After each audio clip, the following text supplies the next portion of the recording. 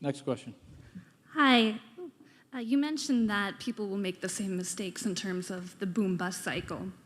But there have been several recent financial developments, such as the creation of derivatives, which has since exploded recently, and you once called derivatives weapons of mass destruction. Right. Now that derivatives are a $700 trillion industry, do you see this as setting the stage for the next financial crisis?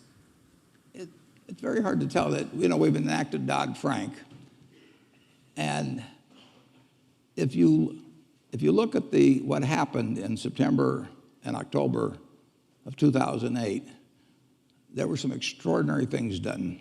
The Federal Reserve poured $85 billion into AIG, and if they hadn't, our world would be very different.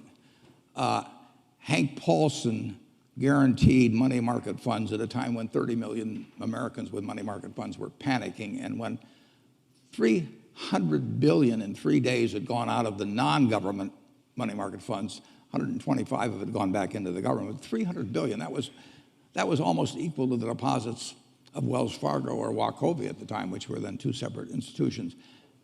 Both of those authorities have essentially been I don't think they can do that under Dodd-Frank. I don't think that Bernanke could do what he did, and I don't think that Paulson can do what he did.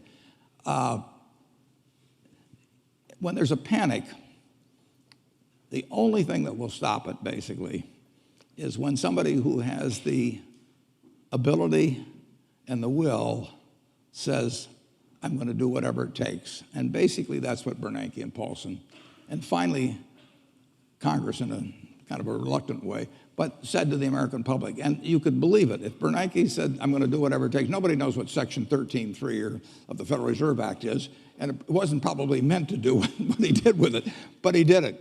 And the same way with they call it the Exchange Stabilization Fund of the Treasury.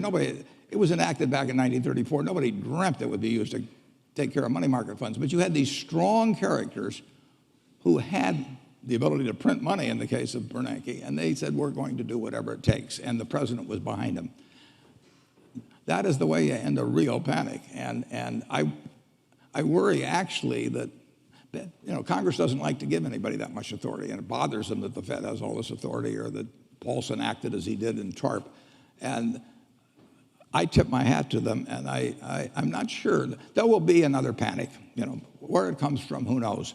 But when that time comes, the question will be, are the people who have panicked, who have frozen, who have caused the economic engine to stop, will they believe and come right back and be doing something? And I'm not sure whether what's been enacted is a plus or a minus in that regard. Regardless, the country will come through, but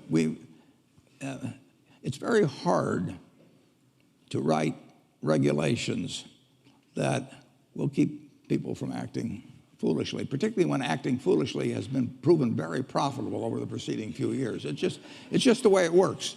Humans, they all think they're Cinderella at the ball, and they think, as the night goes along, the music gets better and the drinks flow and everything, and they all think they're going to leave at 2 minutes to 12. And of course, there's no clocks on the wall, and they're still dancing. So it'll happen again. But buy when it happens. Next question. I'll be buying.